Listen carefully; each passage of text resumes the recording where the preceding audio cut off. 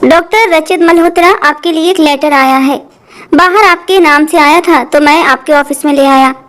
अस्पताल में काम करने वाला लड़का डॉक्टर रचित मल्होत्रा के सामने खड़ा उसे एक लेटर दे रहा था, जबकि रचित जो अभी एक जरूरी पेशेंट को देखने जा रहा था, उसके कदम पल भर के लिए रुक गए थे। उसका दिल धड़क उठा था। लेटर दिमाग में एकदम से आया था, ट्रांसफर लेटर, और उसका दिल थम सा गया।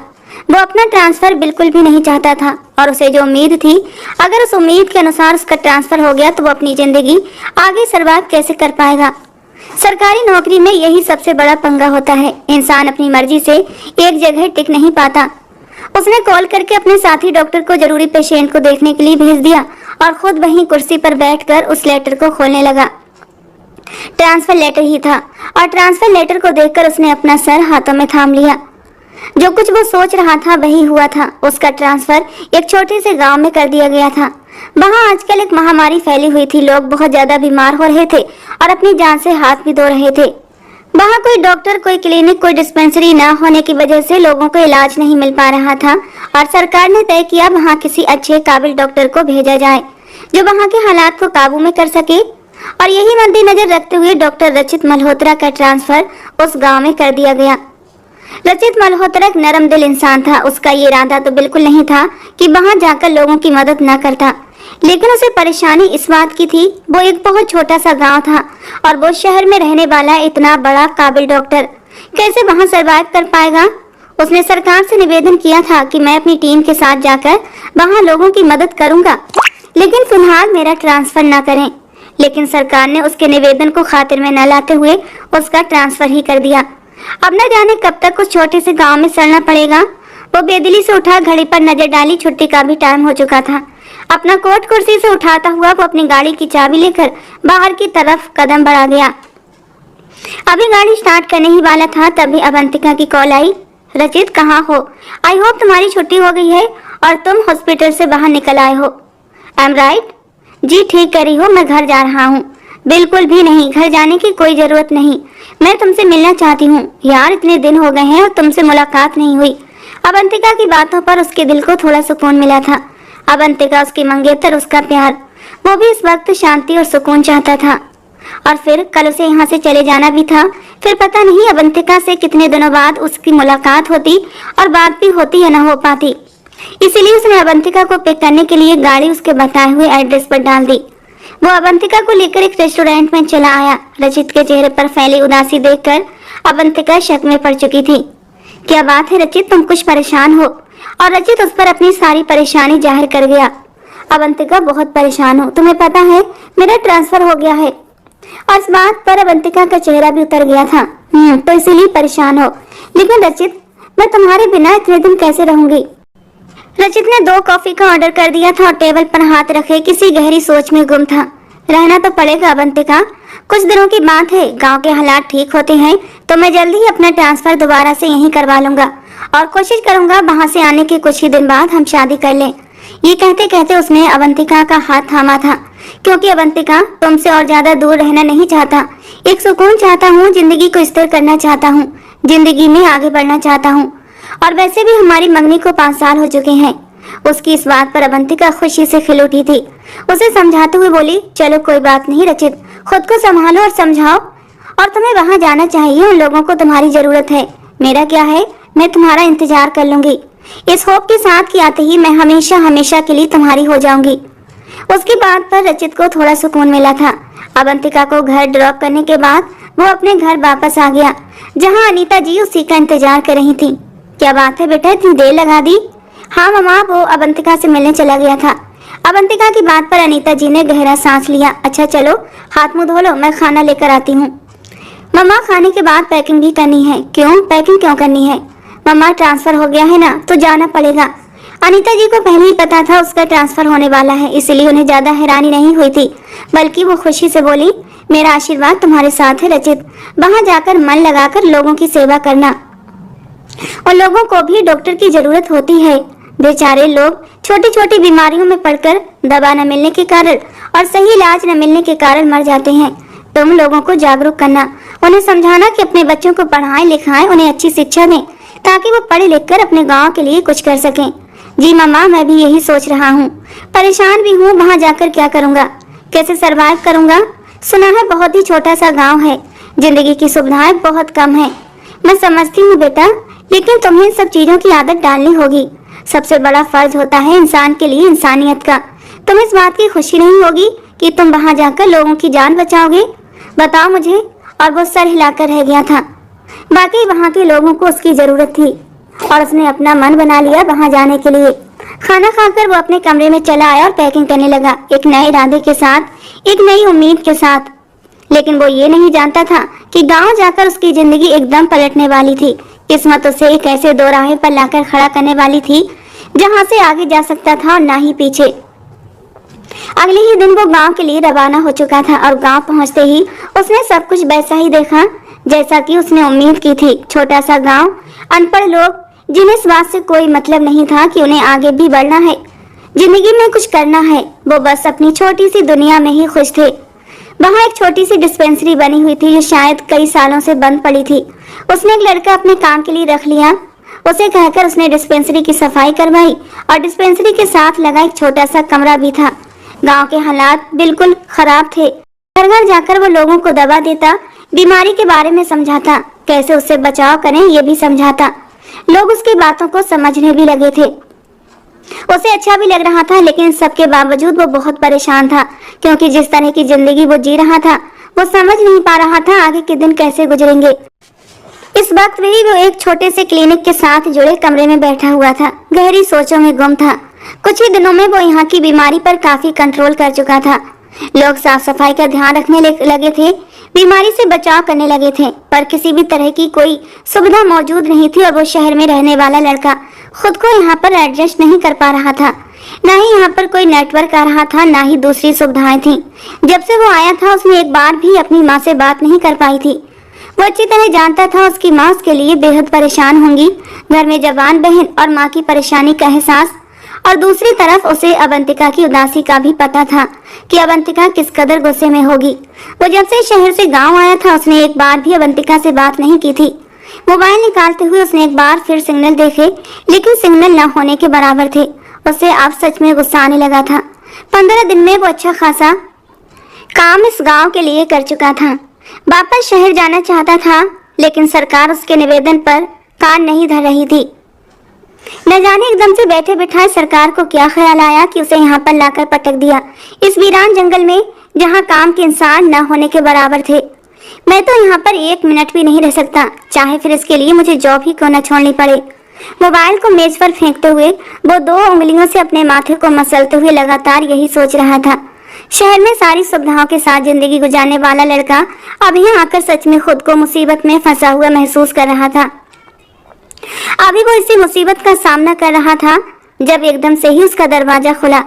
उसने पलट कर दरवाजे की ओर देखा तो देखता ही रह गया। अंदर दाखिल होती उस लड़की को उसने एक पल के लिए अजीब नजरों से देखा और फिर वो कितनी ही देर तक उससे नजरें नहीं हटा पाया। सादे से काले रंग के सूट में दमकता हुआ उसका कमसिन हुस्न इतना होश उड़ा देने वाला था। वो अपनी परेशानी भूलकर एकटक उसे देखने लगा। सिर्फ एक पल में ही उसने दिल में ये मान लिया था कि उसने आज तक इतनी हसीन और मासूम लड़की नहीं देखी, और वो भी इस जंगल जैसे गांव में जहां पर उसे लगता था कि जानवर और उनसे मिलते जुलते इंसान ही रहते हैं, जिनके अंदर ना ही किसी तरह के संस्कार है, ना ही जिंदगी जीने के लिए कोई तरीका। उसे यहाँ पर आए हुए सिर्फ 2 हफ्ते हुए थे और इन 2 हफ्तों ने वो इतना सीख गया था कि जैसे यहाँ पर बरसों से रह रहा हो। न जाने इस लड़की जैसे खूबसूरत लोग यहाँ पर कैसे जिंदगी गुजार लेते हैं। उस लड़की के चेहरे पर परेशानी साफ जाहिर हो रही थी, जैसे वो कुछ कहना चाहती हो, बार बार पीछे मुड़कर भी देख रही थी। कुछ देर वो परेशानी और डर से उसे देखती रही, फिर डरते हुए उस कमरे को देखने लगी जिसमें वो इस वक्त मौजूद था।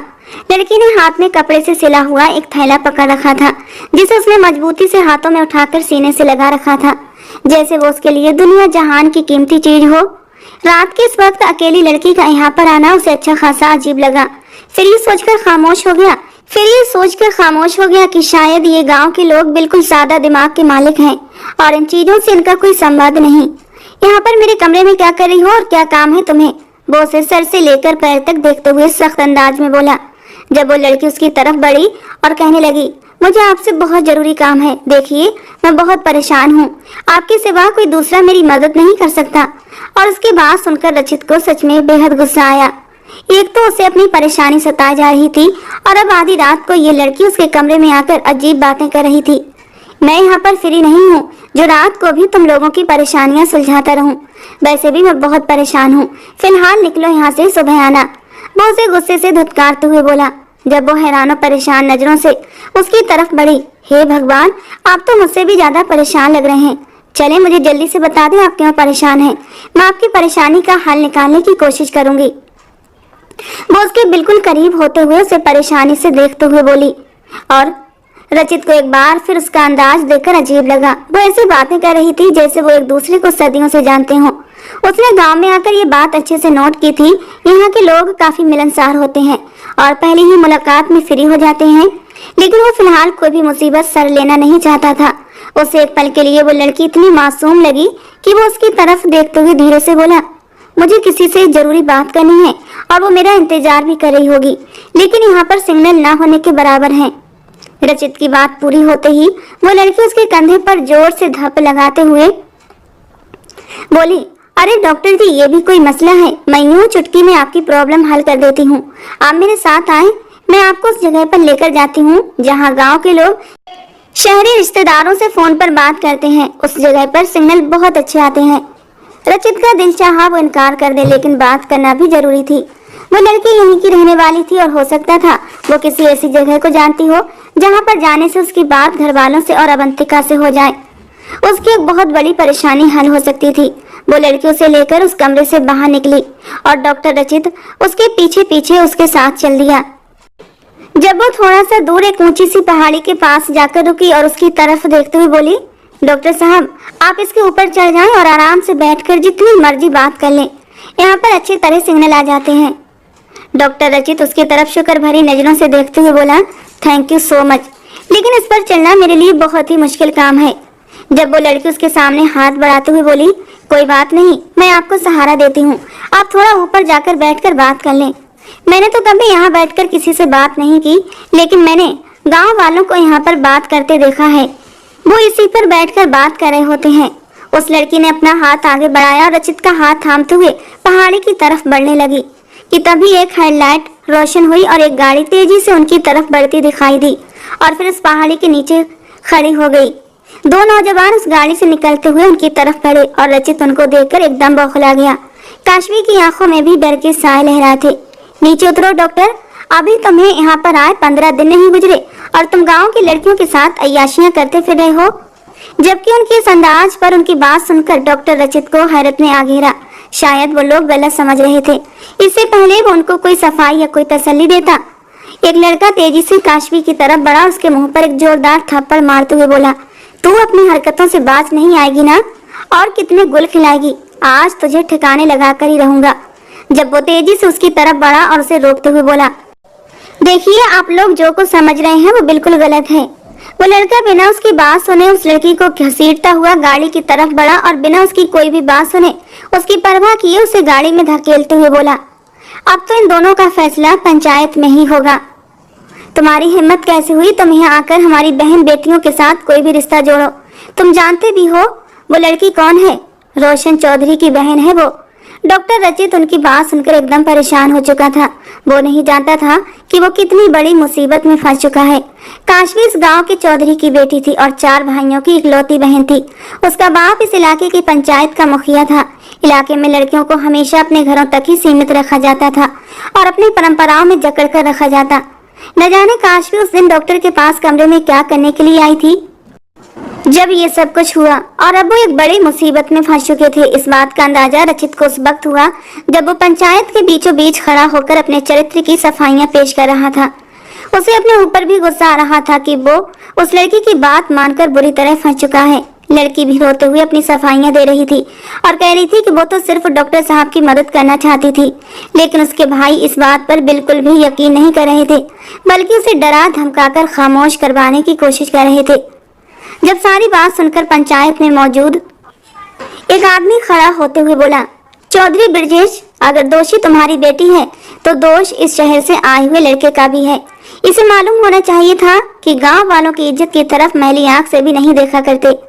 अपनी बेटी के साथ साथ इसे भी सजा दिलवाओ, ताकि आज के बाद किसी भी इंसान की हिम्मत न हो इस इलाके में आकर यहाँ की औरतों की तरफ आंख उठाकर देखे।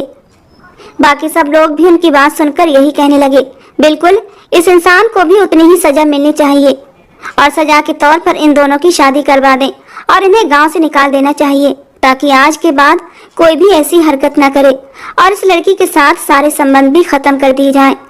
जब रचित एकदम से भड़कते हुए बोला, मैं यहाँ पर सरकार की तरफ से तुम लोगों की मदद के लिए आया हूँ और तुम लोग मेरे साथ ऐसा नहीं कर सकते और ना ही मैं अपनी जिंदगी का इतना बड़ा फैसला ऐसे आसानी से करने दूंगा। मुझे कोई शौक नहीं है गांव की जाहिल गवार लड़कियों से शादी करने का। अगर तुम लोग वाकई समझते हो कि मेरी कोई गलती है तो मुझे कोई और सजा दे दो, लेकिन मैं इस लड़की से कभी भी शादी नहीं करूंगा। उसने अपना दो टूक फैसला सुना दिया। वो अपनी जिंदगी का इतना बड़ा फैसला उन लोगों के हाथों सौंपकर अपनी जिंदगी बर्बाद नहीं कर सकता था। जबकि काशवी खामोशी से देखते हुए उसे रो रही थी। वो अच्छी तरह जानती थी ना ही उसकी बात की कोई अहमियत है, ना ही उसके जज्बात और इज्जत का कोई ख्याल करेगा। जब डॉक्टर की बात सुनकर लड़की का चाचा उठते हुए बोला, तो फिर ठीक है, अगर ये लड़का इसके साथ शादी नहीं करना चाहता तो मैं अभी और इसी वक्त इसकी शादी अपने नौकर से करवाना चाहता हूँ। और उसके साथ ही उसने आवाज लगाकर अपने नौकर को बुलाया, जो थोड़ी देर के बाद ही सामने आकर खड़ा हो गया। रचित को उसे देखते ही बहुत गुस्सा आया था। वो अधेड़ उम्र का एक गंदा मैला सा इंसान था, जिसकी दाढ़ी के बाल बड़े हुए थे और मूछें भी बड़ी हुई थीं। उसके हुलिये को और भी अजीब बना रही थीं। सब लोग इस शादी के लिए हामी भर चुके थे। जब उसने एक नजर पलटकर उस मासूम सी लड़की को देखा, जो डरी हुई नजरों से उन लोगों को देख रही थी जिस भी वजह से उसके पास आई थी, उस वक्त खैर वो बुरी तरह फंस चुकी थी और ये सब कुछ डॉक्टर रचित की मदद करने के बदले उसे चुकाना पड़ रहा था। अचानक ही उसे उस पर बेइंतहा तरस आया। उसका दिल चाहा सामने खड़े हुए सारे लोगों को शूट कर दे, जिनके सामने एक औरत, खास तौर पर एक बेटी की कोई इज्जत नहीं थी। अगर वो उस पर इतना भरोसा नहीं कर सकते थे तो उसे पैदा करने की क्या जरूरत थी। इससे पहले वो लोग उस नौकर के साथ उसकी शादी करवाते। उसने ऊंची और बुलंद आवाज में कहा, मैं इस लड़की से शादी करने के लिए तैयार हूँ। और उसकी आवाज सुनते ही पूरी महफिल में सन्नाटा सा छा गया।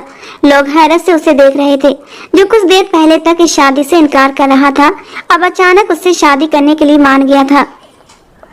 काशवी भी हैरत भरी नजरों से उसे देख रही थी, जिसके चेहरे के हाव भाव बहुत सख्त हो चुके थे, जैसे उसे अंदर ही अंदर बहुत गुस्सा आ रहा हो और वो अपने इस गुस्से को दबाने की कोशिश कर रहा हो। काशवी का चाचा अपने फैसले से जरा बराबर पीछे हटने वाला नहीं था।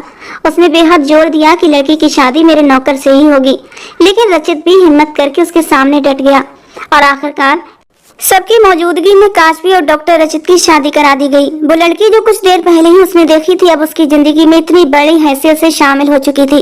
वो तो कभी सोच भी नहीं सकता था कि उसकी जिंदगी का इतना बड़ा फैसला यूं कुछ ही पलों में तय करके उसकी जिंदगी को यूं बर्बाद कर दिया जाएगा। उसके सारे सपने, उसकी सारी ख्वाहिशें दम तोड़ने लगी, लेकिन वो कुछ भी नहीं कर सकता था। जो होना था अब हो चुका था। अभी तो फिलहाल उसे अपने ऊपर भी सख्त गुस्सा आ रहा था कि उसने जल्दबाजी करते हुए अपनी जिंदगी बर्बाद कर दी। लेकिन अगर वो ये सब कुछ न करता तो उस मासूम लड़की की जिंदगी अंधेरों में डूब सकती थी। शादी के साथ साथ उन लोगों ने कुछ शर्तें भी लिखवाई थी, क्योंकि लड़की के चाचा ने भरपूर कोशिश की थी कि उसकी शादी किसी भी तौर पर रचित से न होने पाए, और कुछ ऐसी शर्तें रखनी कि उन शर्तों को पूरा न करने की सूरत में रचित खुद ही शादी से इनकार कर दे। लेकिन अब वो किसी भी सूरत अपनी बात से पीछे नहीं हटना चाहता था, इसीलिए खामोश बैठा रहा। शादी होने के बाद वो लोग एक एक करके अपने अपने घरों को चले गए और काशवी उसके पास ही बैठी हुई रो रही थी। वो तो सोच भी नहीं सकती थी उसने अपनी आजादी के लिए उस इंसान के गले में कितनी बड़ी मुसीबत डाल दी। वो तो उस रात सिर्फ मदद के इरादे से उसके पास गई थी और उसके बदले में ये सब कुछ हो गया जिसका वो बहमो गुमान में भी नहीं सोच सकती थी। रचित लगातार उसे रोता हुआ देखकर अंदर ही अंदर कुड़ रहा था, इसलिए उसे गुस्से में देखते हुए बोला, अब जाओ यहाँ से, या मेरे सर पर ही बैठी रहोगी। और उसकी बात सुनकर काशवी कुछ देर तक उसे हैरानी से देखती रही, फिर धीरे से बोली, अगर आपने मेरी मदद कर दी है तो पूरी तरह मेरी मदद कर दीजिए। इन लोगों ने मुझे अपने घर से निकाल दिया है, वापस अपनी जिंदगी में शामिल नहीं करेंगे और मेरे पास यहाँ रहने के लिए कोई ठिकाना नहीं है। मुझे अपने साथ ही ले चलें और शहर जाने के बाद बेशक मुझे मेरे हाल पर छोड़ देना, मैं अपने लिए कोई न कोई ठिकाना ढूंढ लूंगी। वो रोते हुए उससे फरियाद कर रही थी। जिस इंसान के साथ अभी उसका रिश्ता जुड़ा था, और इतना मजबूत रिश्ता कि उसे अंदाजा भी नहीं था। एक छोटी सी मदद उसे कहां से कहां लेकर आई थी। उसे रह रहकर उस इंसान के लिए अफसोस हो रहा था जिसकी जिंदगी कुछ ही पलों में बर्बाद कर दी गई थी। वो अंदर ही अंदर खुद को दोषी ठहरा रही थी। अगर उसके बस में होता तो वो ये सब कुछ कभी ना होने देती, लेकिन हालात उसके बस में नहीं थे। डॉक्टर रचित खुद पर जब्त किए बैठा था। उसे बिल्कुल समझ नहीं आ रहा था वो किन लोगों में आकर फंस चुका है। वो लोग जिन्हें अपनी बेटियों और बीवियों की इज्जत और जिंदगी की कोई परवाह नहीं। वो लोग कैसे उसके लिए अपने दिल में नरमी रख सकते थे कि वो अपनी माँ का इकलौता बेटा, अपनी बहन का आखिरी सहारा था। उसे अभी अपनी जिंदगी बेहद जरूरी थी। वो अपनी जिंदगी कोई लोगों के बीच बर्बाद करना नहीं चाहता था, लेकिन अब उसके साथ वो लड़की जुड़ चुकी थी और उस लड़की की जिंदगी भी उसके लिए बहुत मायने रखती थी। उस लड़की के साथ कोई लगाव ना सही, लेकिन फिर भी वो उसकी जिंदगी बर्बाद नहीं होने देना चाहता था। वो यही चाहता था कि उसे किसी न किसी तरह शहर पहुंचा दे, फिर वो लड़की खुद ही जाने कि उसे आगे क्या करना था। इसीलिए उसे सख्त तेवरों से घूरते हुए बोला, तुम्हारे पास सिर्फ 5 मिनट का वक्त है, जल्दी अपने घर जाओ, अपना जरूरी सामान लेकर आ जाओ, लेकिन याद रखना मैं सिर्फ 5 मिनट तक तुम्हारा इंतजार करूंगा।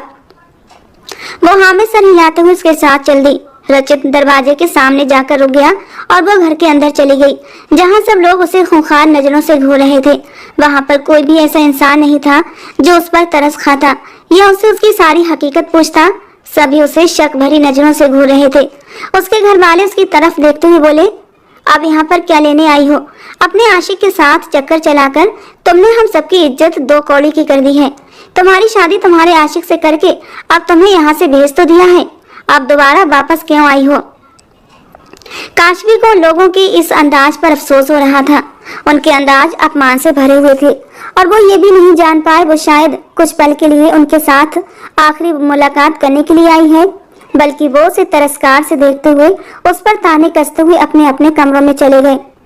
काश आज उसकी माँ जिंदा होती तो कोई भी उसके साथ ये सब कुछ नहीं कर सकता था। उसे वो दिन याद आ रहे थे जब वो दिन रात इन लोगों की सेवा करती थी और अपने चाचा की लड़कियों की हर बात मानती थी, लेकिन आज उसकी छोटी सी गलती पर वो लोग उससे यूं मुंह फेर गए थे जैसे वो उनके ऊपर कोई बोझ थी। वो खामोशी से रोते हुए अपने कमरे में चली गई और जरूरी सामान लेकर दहलीज पर आई। उसने पलट कर एक बार फिर सारे घर को देखा जहाँ उसने अपनी जिंदगी के 20 साल गुजारे थे। वो 20 साल जैसे भी गुजरे थे, लेकिन इस घर से उसे बेहद मोहब्बत थी, क्योंकि उसकी माँ यहीं इस घर में दुल्हन बनकर आई थी। शादी के 5 साल इसी घर में गुजारे थे। उसे जन्म भी इसी घर में दिया था। 5 साल तक अपनी आगोश में समेटा भी था, लेकिन काशवी के 5 साल का होते ही उसकी माँ उसे इस बेरहम दुनिया में अकेला छोड़कर चली गई थी और आज वो उस घर को छोड़कर जा रही थी, हमेशा हमेशा के लिए। लेकिन कोई भी उसे यहाँ पर रोकने वाला नहीं था। वो खामोशी से बाहर चली गई और वो उसे लेकर अपने कमरे में चला आया। वो उसे किसी भी तरह का कोई रिश्ता नहीं रखना चाहता था, यहाँ तक कि वो तो उसे अपने सामने भी बर्दाश्त नहीं करना चाहता था, लेकिन मजबूरी थी। इसीलिए जब वो रात को डरते डरते बेड पर बैठने लगी तो उसने उसे धुतकारते हुए कहा, खबरदार, अगर तुमने किसी भी रिश्ते को बुनियाद बनाकर मेरे करीब आने की कोशिश की या मेरी चीजों पर अपना हक जताने की कोशिश की तो तुम्हें तो अच्छा खासा पढ़ा लिखा डॉक्टर मिल गया है, लेकिन मेरी तो जिंदगी बर्बाद हो गई है। मुझे क्या मिला? बस तुम एक जाहिल गवार लड़की जिसे मैं कभी भी अपनी जिंदगी में बर्दाश्त नहीं कर सकता। काशवी के रोने में तेजी आ चुकी थी। वो भरी भरी नजरों से उसे देखने लगी। बोली, गवार ही तो नहीं बनना चाहती थी मैं, इसीलिए तो मैंने उन लोगों से बगावत कर दी। हाँ, तो तुमने बगावत कर दी और मेरी जिंदगी को नर्क बना दिया। तुम उस रात मेरे कमरे में ना आती और ना ही मेरी जिंदगी मुश्किलों का शिकार होती। वो गुस्से से दहाड़ते हुए उसकी तरफ बढ़ा और उसे बाजू से पकड़कर झंझोड़ कर पूछने लगा, क्यों आई थी तुम उस रात मेरे कमरे में? आखिर तुम्हारी यही चाल होगी ना कि तुम मुझे पाना चाहती थी ताकि तुम्हें आजादी उन लोगों से छुटकारा मिल जाए। नहीं, ऐसा नहीं है। मैं सच कह रही हूँ, मैं पढ़ना चाहती थी और गांव में आपके अलावा कोई भी इतना पढ़ा लिखा नहीं था जो मुझे ये बात समझा सकता कि मैं प्राइवेट तौर पर कैसे पढ़ लिख सकती हूँ। मुझे पढ़ने लिखने का बहुत शौक है। वो डरी हुई नजरों से रचित को देखते हुए कह रही थी, जो उसकी तरफ देखते हुए तंज भरी हंसी हंसने लगा।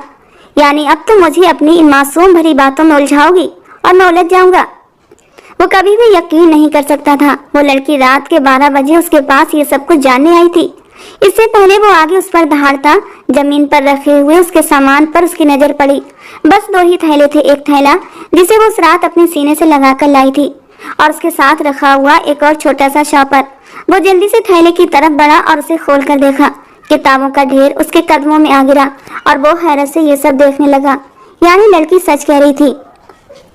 उस रात अपने थैले को लेकर उसके पास आई थी। थैले में मौजूद किताबें और कुछ कागजात यही बता रहे थे कि वो उसे किसी तरह का कोई मशवरा लेना चाहती थी और फिर उसकी मदद करते हुए पकड़ी गई और एक गलतफहमी के कारण उन दोनों के बीच रिश्ता बना दिया गया। उसे लड़की से सख्त उलझन हो रही थी, लेकिन फिर भी उसे न जाने क्यों उस पर तरस भी आ रहा था। लेकिन फिर भी वो अपने गुस्से को छुपा नहीं पा रहा था। फिर खुद पर काबू पाते हुए उसकी तरफ देखते हुए बोला, ठीक है, अगर तुम पढ़ना ही चाहती हो तो मैं तुम्हारी जिंदगी को आजाद करके तुम्हें तुम्हारे फ्यूचर की तरफ ले जाऊंगा, लेकिन तुम मुझे यूं मोहरा बनाकर अपनी जिंदगी नहीं संवार सकती। अब खामोशी से सोफे पर जाकर लेट जाओ, क्योंकि सुबह हमें शहर जाना है। मैं यहाँ से अपना ट्रांसफर शहर में करवा लूंगा। काशवी के लिए इतना ही काफी था कि वो उसकी बात पर यकीन कर चुका था। वो खामोशी से सोफे पर बैठते हुए कुछ देर तक इंतजार करती रही। जब रचित पूरी तौर पर नींद की वादियों में उतर गया तो फिर वो भी सोफे पर लेट गई। अनजानी जगह पर उसे नींद नहीं आ रही थी, लेकिन दिन भर की थकावट की वजह से उसने अपनी आंखें बंद कर लीं और 2 आंसू उसकी आंखों से टूटकर उसके बालों में खो गए। न जाने उसकी किस्मत कैसी थी। बचपन से ही माँ का साया सर से उठ गया और बाप ने ध्यान न दिया, क्योंकि बाप को तो सिर्फ अपने बेटों से ही लगाव था। वो यही समझता था औरत जात मर्द की कमजोरी का कारण बनती है और वो अपनी बेटी को कभी भी अपनी जिंदगी में कमजोरी बनाना नहीं चाहता था। इसीलिए उसने आज तक काशवी से न कभी प्यार की बात की, न ही उसका एहसास किया। जबकि उसके चाचा की लड़कियां उसी घर में बहुत ही खूबसूरती के तौर पर अपने ऐशो आराम के साथ जिंदगियां गुजार रही थीं। बचपन से ही उसने सोच लिया था वो पढ़ लिख कर अपने सपने पूरे करेगी और इसके लिए चाहे उसे कितनी ही मेहनत क्यों न करनी पड़े। वो हमेशा यही चाहती थी वो पढ़े और अपना नाम रोशन करे, अपने कदमों पर खड़ी हो, ताकि उसके बाप को पता चले बेटियां सरदर्द नहीं होती। उस रात भी वो इसी हवाले से डॉक्टर रचित के पास आई थी। दरअसल जब उसे ये पता चला शहर से एक पढ़ा लिखा डॉक्टर आ चुका है, तो उसने अपने दिमाग में इरादा कर लिया था वो उस डॉक्टर के पास जाएगी, उससे अपनी पढ़ाई के बारे में बात करेगी, उससे मदद लेगी, क्योंकि यहाँ पर कोई और ऐसा इंसान नहीं था जो उसकी मदद कर पाता और ना ही उसके घर वाले ज्यादा पढ़ाई कराने की इजाजत देते। यही बातें सोचते सोचते अब उसकी आंख लग गई और वो नींद की गहरी वादियों में उतर गई। सुबह जैसे ही उसकी आंख खुली तो रचित कमरे में अपनी पैकिंग में बिजी था। वो जल्दी से उठकर बैठ गई, ना उसकी तरफ देख रहा था और ना ही उससे बात कर रहा था। वो खामोशी से अपना काम समेट रहा था और थोड़ी देर बाद दरवाजे पर दस्तक हुई। एक नौकर खाने की ट्रे लेकर चला आया तो डॉक्टर रचित ने अपने छोटे मोटे कामों के लिए रखा हुआ था। रचित ने खामोशी से खाना खाया और बचा हुआ खाना उसकी तरफ बढ़ाकर बाहर चला गया। उसे भी बहुत तेजी से भूख लग रही थी। रात भी उसने कुछ नहीं खाया था, इसलिए झिझकते हुए उठी और बाकी खाना ट्रे में रखकर खाने लगी। उसे मालूम हो गया रचित ने उसके लिए भी खाना मंगवाया है, लेकिन फिर उसे बिना कुछ कहे ही खुद बाहर चला गया था ताकि वो आराम से बेझिझक पेट भरकर खाना खा ले। काशवी ने पेट भरकर खाना खाया, अब उसका इंतजार कर रही थी। जब थोड़ी देर बाद वो अंदर दाखिल हुआ, उसकी तरफ देखते हुए बोला, अपना सामान उठाओ, हम शहर के लिए निकल रहे हैं। उसका सामान तो न होने के बराबर था, बस किताबों से भरा एक थैला और एक चादर, जिसे उसने अपने ऊपर ओढ़ लेने के बाद उसके साथ कदम बढ़ा दिए। उसके अंदर अलग अलग सोचों का सिलसिला था। वो नहीं जानती थी ये इंसान उसे कहाँ ले जाकर छोड़ देगा, लेकिन देखने में पढ़ा लिखा, रौबदार और शानदार पर्सनालिटी रखने वाला इंसान उसका होते हुए भी उसका नहीं था और एक बार फिर उसकी जिंदगी अंधेरों की नजर हो जानी थी। गाड़ी में उसे बिठाने के बाद रचित ने सामान गाड़ी में रखा और खुद ड्राइविंग सीट संभाल ली। गांव के वीरान मंजरों को छोड़कर आगे की तरफ गाड़ी बढ़ती जा रही थी और गाड़ी में बैठे हुए दोनों इंसान अपनी जंग अपने अंदर ही लड़ रहे थे। रचित अच्छी तरह जानता था वो अवंतिका से जुड़ा हुआ है और अवंतिका उससे बेहद मोहब्बत करती थी। वो अपनी माँ का इकलौता बेटा था। न जाने उसकी माँ ने उसकी शादी के हवाले से क्या क्या सपने सजा रखे थे। उसे ये भी चिंता सता रही थी अब घर जाकर इस लड़की का इंट्रोडक्शन कैसे करवाएगा। वो लोगों को क्या बताएगा कि उस पर कैसे कैसे गंदे इल्जाम लगने के बाद इस लड़की को उसके सर पर थोप दिया गया था। लेकिन इतना तो कर ही सकता था, उस लड़की को किसी एनजीओ के हवाले कर देता। लेकिन फिर उसके बाद इस लड़की का क्या होगा? क्या वो इतना खुदगर्ज बन जाएगा, उसे तलाक दे दे और अपनी जिंदगी के बारे में सोचे? 100 तरह की जंगें उसके दिमाग की स्क्रीन पर चल रही थीं, जबकि गाड़ी के शीशे के पार चलते हुए मंजर को देखकर काशवी अलग अलग सोचों में खोई हुई थी। उसके दिमाग में अभी भी ये बात बिल्कुल साफ थी कि उस रात डॉक्टर रचित किसी लड़की से बात करने के लिए इतना बेकरार हो रहा था। वो अच्छी तरह जान चुकी थी उसकी जिंदगी में पहले ही कोई मौजूद है, और न सिर्फ मौजूद है बल्कि अच्छी खासी हैसियत भी रखती है। और वो ये भी जानती थी उसकी हवेली में उसके लिए दरवाजे अब बिल्कुल बंद हो चुके हैं और वापसी का रास्ता खत्म था। बेकसूर होने के बाद भी वो लोग उसे कभी भी कबूल नहीं करेंगे। क्या वो इंसान उसे बाहर शहर ले जाकर छोड़ देगा और अपनी नई जिंदगी शुरू करेगा? अगर उसने उसे छोड़ भी दिया तो वो कहाँ जाएगी? वो तो शहर में किसी को जानती भी नहीं थी, लेकिन वो अब अपनी सारी जिंदगी उस इंसान के साथ तो नहीं गुजार सकती थी। भले ही अब वो उसका पति था, लेकिन वो कभी भी दिल से इस रिश्ते को स्वीकार नहीं करेगा।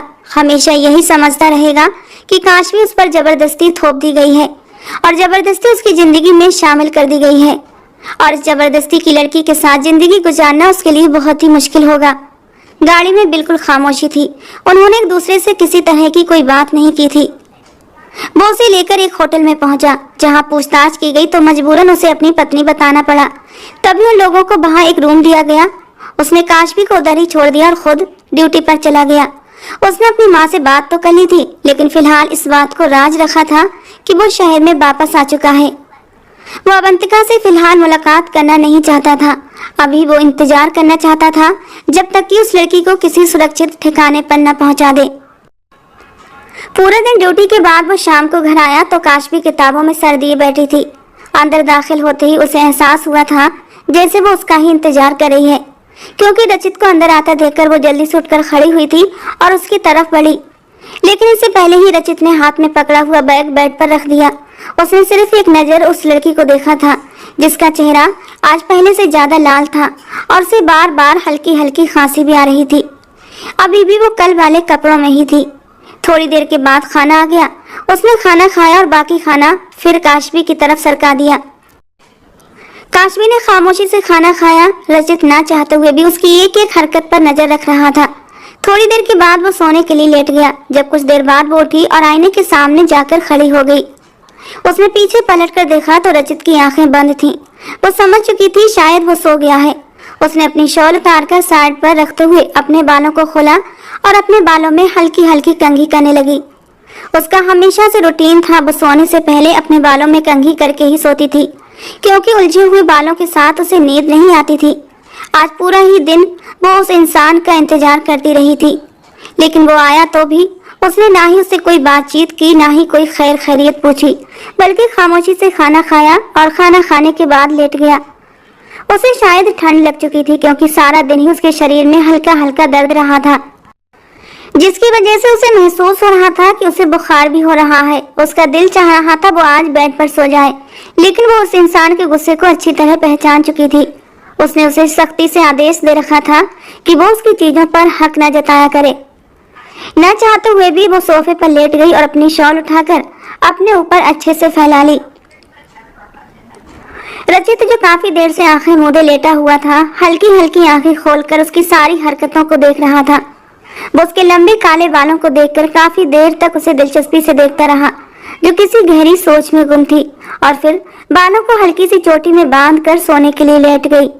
थोड़ी देर के बाद कमरे में गहरी सांसें गूंजने लगी तो रचित ने तसल्ली से आंखें बंद कर लीं और नींद की वादियों में उतर गया। सुबह रचित उठा तो उस सोफे पर सुकड़ी सिमटी हुई काशवी को देखकर उसे उस पर तरस आया। वो शायद हल्के हल्के कांप भी रही थी। कमरे में जितनी सर्दी थी, बिना कंबल के सोफे पर सोना उसे काफी अफसोस हो रहा था। उसने उसे कंधे से हाथ लगाते हुए उठाया तो वो बिल्कुल वैसी ही पड़ी रही। फिर पीछे हटते हुए उसने उसे आवाज दी तो काशवी ने थोड़ी सी आंखें खोली और फिर पूरी आंखें खोलकर उठने की कोशिश करने लगी। उसकी कमर किसी तख्ते की तरह अकड़ चुकी थी और पूरा जिस्म दर्द कर रहा था। सर में भी दर्द था। सफर की थकान और सर्दी की वजह से उसे बुखार हो गया था। रचित ने आगे बढ़ते हुए उसकी नब्ज पर हाथ रखा और उसे देखते ही पता चल चुका था कि उसे ठंडी लग चुकी है। वो लगातार खांस और छींक रही थी। गुड मॉर्निंग, नरमी से देखते हुए वो बहुत ही धीरे से बोली थी। बेड पर चली आओ, वहां जाकर आराम से लेट जाओ। थोड़ी देर के बाद नाश्ता तुम्हारे कमरे में आ जाएगा, साथ ही तुम्हारे लिए पेन किलर भी भेज दूंगा। नाश्ता करके ले लेना और आराम करना। मैं शाम को आकर तुम्हें अच्छे से चेक करूंगा। उम्मीद है आराम करने से तुम्हारा बुखार उतर जाएगा। वो हामिद सर हिलाते हुए उठी और बेड पर जाकर लेट गई। उसे बाकी इस वक्त आराम की सख्त जरूरत थी। सर्दी और आराम न करने की हालत में सोने की वजह से उसकी कमर में दर्द था और बुखार से पूरा शरीर सुन्न हो रहा था। रचित चला गया था। रचित के जाने के बाद कोई भी उस कमरे में नहीं आता था, लेकिन उसे सोए हुए अभी थोड़ी ही देर गुजरी थी कि धड़ाम की आवाज के साथ दरवाजा खुला। वो हड़बड़ाकर उठकर बैठ गई। अंदर आने वाली लड़की उसे अजीब नजरों से घूर रही थी। उस लड़की ने बहुत ही अजीब कपड़े पहन रखे थे और उसके पहनने का अंदाज काशवी को बेवजह ही शर्मिंदा कर रहा था। लेकिन वो ये नहीं समझ पा रही थी सामने मौजूद लड़की उसे इतनी गुस्से भरी नजरों से क्यों घूर रही है। जब वो लड़की उसकी तरफ बढ़ते हुए बोली, तुम यहाँ क्या कर रही हो?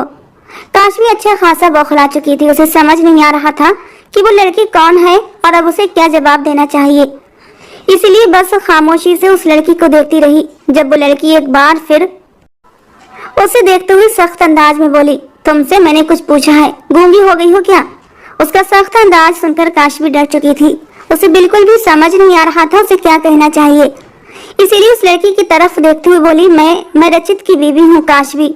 और उसकी जबान से निकले ये शब्द सुनकर वो लड़की हैरत भरी नजरों से उसे देखने लगी और फिर कुछ ही पल बाद उस हैरत में तेज गुस्से की शक्ल अपना ली थी और गुस्से से पास रखा पानी का जग उठाकर जोर से फर्श पर पटक दिया। जग के टूटने से काशवी बहुत ज्यादा डर चुकी थी। वो नहीं जानती थी कि उस लड़की को इतना गुस्सा क्यों आ रहा था। अब वो लड़की तेजी से पलटी और कमरे से बाहर चली गई। अवंतिका के जाने के बाद काशवी ने गहरी सांस ली और फिर कमरे की दरवाजे को कुंडी लगा ली। पेनकिलर लेकर जब वो सोई तो उसके दर्द में काफी कमी थी, लेकिन उसे सोच सोचकर परेशानी हो रही थी आखिर वो लड़की कौन थी और उसके सामने इस तरह रिएक्ट क्यों कर रही थी।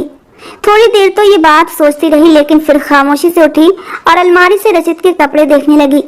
उसका इरादा था कि वो कोई भी आरामदायक कपड़े निकाल कर नहा धोकर फ्रेश हो जाएगी। हो सकता है ज्यादा दिन न नहाने की वजह से उसका शरीर तनाव का शिकार हो चुका हो, लेकिन यहाँ मौजूद सारे कपड़े उसके लिए बिल्कुल भी फिट नहीं थे। सारे कपड़े उसके शरीर के हिसाब से ढीले ढाले थे। आखिरकार कोशिश करने के बाद उसने एक ढीला ढाला ट्राउजर, एक ढीली ढाली टी शर्ट निकाली। उसके पास किसी भी तरह के कोई कपड़े मौजूद नहीं थे और फिलहाल बदन छुपाने के लिए उसे इन कपड़ों की सख्त जरूरत थी। रचित अस्पताल में मौजूद था जब उसे अवंतिका की कॉल मिली, लेकिन फिलहाल वो उसके सवाल जवाब के मूड में नहीं था, इसलिए उसने कॉल कट कर दी। वो जिस बात को छुपा रहा था वो ये नहीं जानता था वो बात सबके सामने खुल चुकी है। अभी थोड़ी ही देर गुजरी थी जब अवंतिका दंदनाती हुई अस्पताल में आई और जैसे बेधड़क उसके कमरे में दाखिल हुई वो तो देखकर हैरान रह गया था। वो भी उसे देखते हुए सख्त गुस्से में थी, इसलिए बिना दूसरों की परवाह किए उसकी तरफ बढ़ते हुए गुस्से से चीखते हुए बोली, तुम्हें क्या लगता है कि तुम यहाँ पर आ जाओगे, मुझे खबर भी नहीं होगी? उसे अंदाजा हो चुका था कि वो बहुत गुस्से में है, इसलिए बाकी लोगों की परवाह करते हुए वो धीरे से उसकी तरफ बढ़ा, लेकिन वो और भी ऊंचा चीखते हुए बोली, तुम एक बहुत ही घटिया इंसान हो, तुमने मुझे धोखा दिया है। तुम क्या समझते थे अय्याशी और मनमानियां करते रहोगे और मुझे कुछ पता नहीं चलेगा? उसे अवंतिका के इस रिएक्शन पर बहुत ज्यादा गुस्सा आ रहा था। उसे कम से कम उसकी इज्जत का ख्याल रखना चाहिए था। इस अस्पताल का वो बहुत ही इज्जतदार और काबिल डॉक्टर था। सब लोग उसे अजीब सी नजरों से देख रहे थे। वो अवंतिका का हाथ पकड़कर उसे बाहर ले आया। बाहर निकलते ही अवंतिका ने गुस्से से उसका हाथ झटक दिया। वो उसे समझाते हुए बोला, अवंतिका, बात समझने की कोशिश करो। मैं गांव जाकर बुरी तरह फंस चुका था। बहुत ही घटिया इल्जाम लगाने के बाद उस लड़की को मेरे सर पर थोप दिया गया है। मैं तो खुद भी उससे कोई रिश्ता रखना नहीं चाहता और उसे इस रिश्ते से आजाद कर देना चाहता हूँ, लेकिन फिलहाल उसका मेरे अलावा इस दुनिया में कोई नहीं है। मजबूरन मुझे कुछ दिन तक उसे अपने साथ रखना पड़ेगा और फिर मैं उसे छोड़ दूंगा। मेरा यकीन करो अवंतिका, तुम्हें उस लड़की से हमदर्दी हो रही है, लेकिन तुम्हें मेरी परवाह नहीं। मैं 5 साल से तुम्हारे लिए हर रिश्ता रिजेक्ट कर रही हूँ और तुम्हारे साथ जुड़ी हुई हूँ। मैं अच्छी तरह जानती हूँ तुम्हारा नेचर कैसा है। तुमने उस लड़की का रंग रूप देखकर ही उसे शादी की है ना? मैं तो मर्दों की नेचर से अच्छी तरह जानकार हूँ। अवंतिका का अंदाज और रवैया उसे बहुत गुस्सा दिला रहा था। वो जितना उसे समझाने की कोशिश कर रहा था वो उतना ही बिगड़ती जा रही थी और आखिरकार बिना उसकी कोई बात सुने और जाने वो उस पर चीखते हुए बोली, मैं उस लड़की से अभी अभी मिलकर आई हूँ। अगर तुमने उसे तलाक न दी तो मैं उसे 2 कौड़ी का करके रख दूंगी या फिर उसकी जान ही ले लूंगी। तुम जानते हो ना मेरी जिद को रचित। वो ये कहते हुए चली गई थी, लेकिन रचित अजीबोगरीब रवैये का शिकार हो चुका था। उसे खुद पर भी गुस्सा आ रहा था और अवंतिका के रवैये पर भी। अवंतिका को आज उसकी इज्जत का ख्याल नहीं था और उस पर भरोसा नहीं था, तो वो बाकी की जिंदगी कैसे उसकी इज्जत का ख्याल करते हुए उस पर भरोसा कर सकती थी। लेकिन फिलहाल उसे अवंतिका भी ठीक लग रही थी। आखिर कोई भी लड़की ये नहीं चाहेगी कि उसका मंगेतर किसी और के साथ शादी करके बैठ जाए, लेकिन कम से कम उसकी हकीकत पर भरोसा तो करना चाहिए था। इन्हीं सोचों में वो वापसी के रास्ते पर आ रहा था। जैसे ही वो दरवाजा खोलकर कमरे में दाखिल हुआ, बेड पर लेटी हुई लड़की ने बुरी तरह अब उसका ध्यान अपनी तरफ खींचा था। उसने हैरत से उसे देखा। पता नहीं उस लड़की का ये लापरवाह सा रूप देखकर रचित को बहुत अच्छा लग रहा था। उसकी नजरें उसके वजूद से हटी नहीं रही थी। वो बेखबर सो रही थी। सोते हुए भी उसके चेहरे पर मासूमियत फैली हुई थी। एक बार फिर रचित के दिमाग में से सारी परेशानियां गायब हो गईं और वो दिलचस्पी से उसे देख रहा था, जो उसके कपड़ों में किसी मासूम सी गुड़िया की तरह लग रही थी। रचित धीरे धीरे कदम उठाता बेड के करीब आकर उसके पास बैठ गया। वो गहरी नींद में थी और उसका चेहरा बिल्कुल लाल पड़ रहा था। उसने धीरे से उसके माथे पर हाथ रखा तो उसे अंदाजा हुआ कि वो तेज बुखार में फूंक रही है। उसके एहसास ने उसे आंखें खोली और फिर अपने करीब बैठे रचित को देखकर वो एकदम से हड़बड़ाकर उठ बैठी। कैसी तबीयत है तुम्हारी? वो उसके यूं देखने पर उसे कुछ न सूझा तो उसकी तबीयत का पूछने लगा, जबकि सामने बैठी वो उसे हैरत से देख रही थी कि वो इंसान तो उससे बात तक करने को राजी नहीं होता था, अब उसका हालचाल जान रहा था। उसने धीरे से गर्दन हिलाते हुए अपने ठीक होने का यकीन दिलाया और जल्दी से उससे थोड़ा सा पीछे हो गई। उसकी इस हरकत को देखकर वो धीरे से मुस्कुरा दिया, लेकिन फिर आगे बढ़कर उसके चेकअप करने लगा और फिर थर्मामीटर लगाकर पीछे हट गया। बैग से कुछ टैबलेट्स निकालकर उसने उसकी तरफ बढ़ाई और उसे लेने का कहते हुए बोला, ये खा लो, इसके बाद मैं तुम्हें एक इंजेक्शन लगाता हूँ।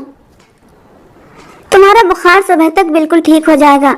वो एक पेशेवर डॉक्टर की तरह उससे बात कर रहा था, जबकि वो झिझक के मारे कुछ बोल नहीं पा रही थी, बस खामोशी से उसकी बातें सुन रही थी। लेकिन इंजेक्शन वाली बात सुनकर बड़ी बड़ी आंखों से उसे देखने लगी। बचपन से ही उसे इंजेक्शन से बहुत डर लगता था। इंजेक्शन? अरे नहीं, मैं टैबलेट से ही ठीक हो जाऊंगी, आप इंजेक्शन रहने दें। उसकी आवाज सुनकर वो हैरत से उसे देखने लगा। मैंने तुमसे राय नहीं मांगी, बस चुपचाप ये टैबलेट खा लो और फिर इंजेक्शन लगाना है। और काशवी ने जल्दी से वो टैबलेट्स मुंह में रखकर निगल ली और फिर जल्दी से सोने के लिए लेट गई। उसका इरादा था वो थोड़ी ही देर में गहरी नींद सो जाएगी ताकि उस इंसान को इंजेक्शन देने का मौका ही न मिले, लेकिन वो भी जैसे उसके सर पर सवार हो चुका था। थोड़ी देर बाद वो उसके करीब होते हुए बोला, उठकर बाजू आगे करो और ये इंजेक्शन लगवा लो। काशवी का दिल जैसे धड़कना बंद हो चुका था। उसने जल्दी से अपनी आंखें बंद कर ली। उसकी ये हरकत देखकर रचित के चेहरे पर एक दबी दबी मुस्कुराहट फैल गई। उसने आगे बढ़कर उसे बाजू से पकड़ते हुए बिठाकर इंजेक्शन तैयार किया। वो डर से अब उस इंजेक्शन को देख रही थी। देखिए, मेरा बुखार बिल्कुल उतर चुका है, इसलिए आप मुझे इंजेक्शन मत दें। जबकि वो आंखों में मुस्कुराहट लिए उसे ही देख रहा था। इस वक्त उसके सामने बैठी हुई वो लड़की और उसके गाल बुखार की वजह से लाल फूल की तरह लग रहे थे। लाल नशीली आंखें और ढीले ढाले कपड़े, और ढीले ढाले कपड़ों में नरम मुलायम नाजुक सा वजूद। वो सच में कयामत ढा रही थी और सामने बैठा इंसान उसके जादू में गिरफ्तार हो रहा था। वो बेहद मासूम थी, खूबसूरत थी, इतनी खूबसूरत थी कि उसे स्वीकार करना पड़ा कि उसने आज से पहले ऐसी खूबसूरत लड़की नहीं देखी। और खूबसूरती किसी भी मर्द को अपनी तरफ खींचने लगती है। उसे भी ये खूबसूरती बुरी तरह अपने जादू में जकड़ रही थी और उसकी नजरों से पैदल होते हुए वो बार बार उसे देख रही थी। उसने धीरे से उसका बाजू पकड़ा और उसे इंजेक्शन लगा दिया। काशवी ने सख्ती से उसके दोनों हाथों को थाम रखा था और अपने दोनों आंखों को कसके बंद कर रखा था। डरे हुए हाव भाव के साथ सर झुकाए बैठी थी। फिर उसने रुई का एक छोटा सा टुकड़ा उसके बाजू पर रखकर दबा दिया। वो खुद भी समझ नहीं पा रहा था कि उसे क्या हो रहा है। वो उस लड़की के इस कदर करीब क्यों आ रहा है जिसमें उसे हर हाल में दूर जाना है। वो अपने दिमाग को लाख समझा था, लेकिन उसका दिल बार बार उसी को देखने के लिए हुमक रहा था। थोड़ी देर के बाद रचित बेड पर उसके करीब आकर लेट गया। जब काशवी वहां से उठकर सोफे की तरफ जाने लगी तो उसने बाजू से पकड़कर उसे अपनी तरफ खींचा। वो किसी टूटी हुई डाल की तरह उसके सीने पर आ गिरी और बाल किसी झरने की तरह बिखर गए। तुमने मेरे कपड़े क्यों पहने हैं? रचित के सवाल पर वो कुछ हड़बड़ाती हुई अपने कपड़ों की तरफ देखने लगी। दरअसल मेरे पास कोई कपड़े नहीं थे तो मुझे मजबूरन आपके कपड़े पहनना पड़े। उस वक्त आपने मुझे सिर्फ 5 मिनट का वक्त दिया था जिसमें मैं अपनी किताबें और कागजात समेट कर बाहर आ गई थी। मुझे डर था कि कहीं आप मुझे छोड़कर वापस न चले जाएं, इसलिए जल्दबाजी में मैं अपने कपड़े नहीं उठा पाई। उसे अपने कपड़ों में देखकर उसे बिल्कुल भी बुरा नहीं लगा था, बल्कि उसे तो अपने कपड़ों में वो बहुत ही क्यूट सी गुड़िया की तरह लग रही थी। वो उसे मुस्कुराते हुए देख रहा था। काश भी उसके सीने से वापस उठने की कोशिश करने लगी, लेकिन उसने उसे अपने और भी करीब खींच लिया। दोनों की सांसें एक दूसरे के चेहरे पर पड़ रही थी। मुझे जाने दे प्लीज, काश भी धीरे से मिनमिनाई, लेकिन उसकी किसी भी बात को खातिर में न लाते हुए वो उसे लगातार देखे जा रहा था। और फिर अगले ही पल वो अपने होठों से धीरे धीरे उसके चेहरे के हर नक्श को छूने लगा, जबकि वो हड़बड़ाते हुए उससे दूर जाने की कोशिश कर रही थी। वो अच्छी तरह जानती थी वो इंसान सिर्फ जज्बात के हाथों मजबूर होकर बह गया है और बहकते हुए उसके करीब आया है, इसीलिए उसके साथ रिश्ता बना रहा है। और अगर रिश्ता बनाने के बाद उसने उसे छोड़ दिया तो वो कहीं की न रहेगी।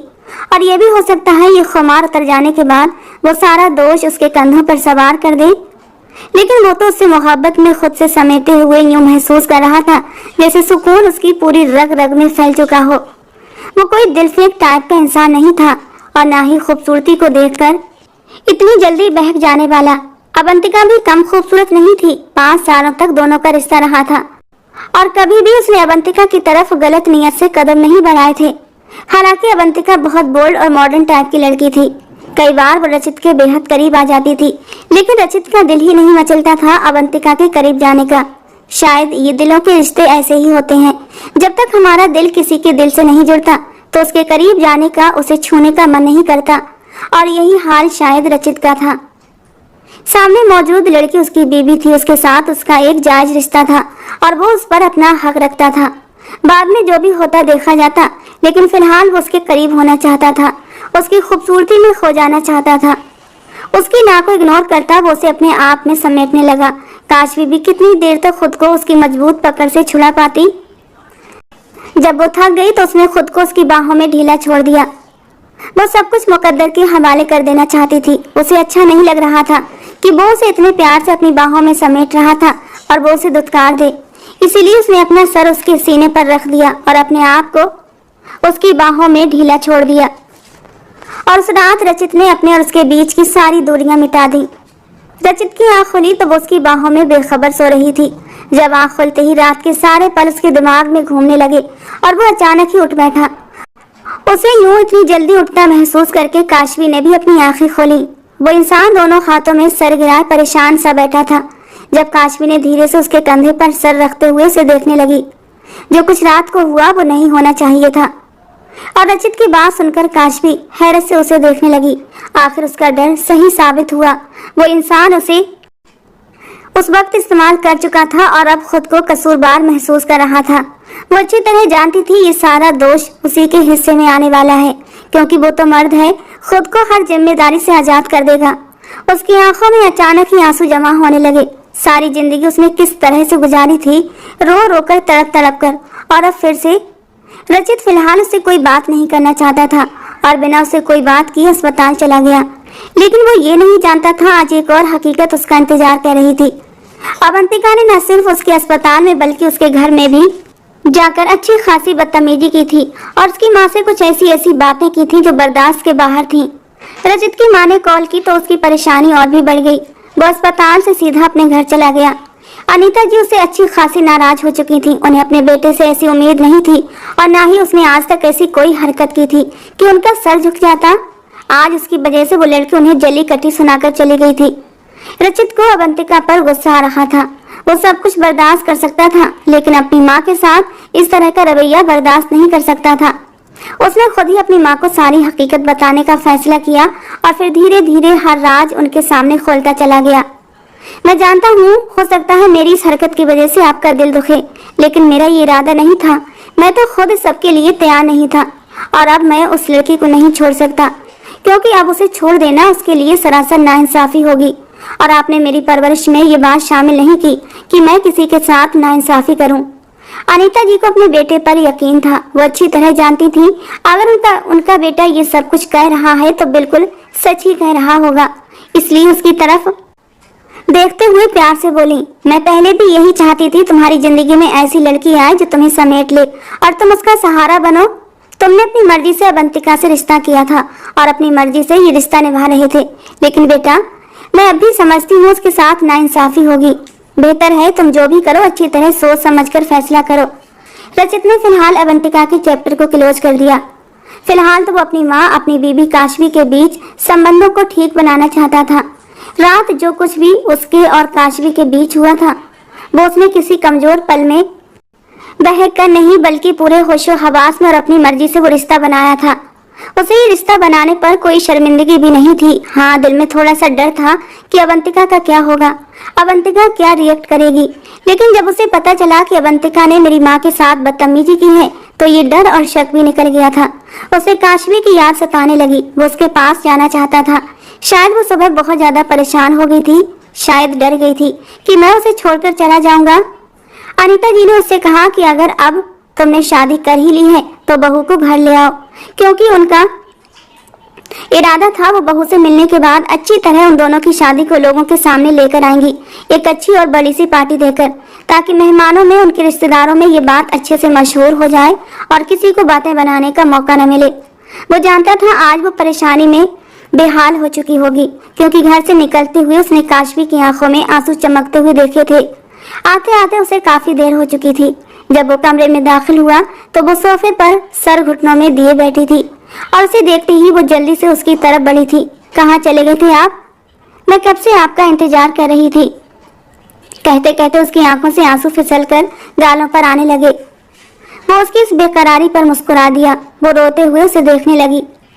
मैं अच्छी तरह जानती हूँ कि जो कुछ हमारे बीच हुआ उसमें आपकी मर्जी शामिल नहीं थी, लेकिन हम इस मामले को भुला देंगे और मैं खामोशी से आपकी जिंदगी से चली जाऊंगी।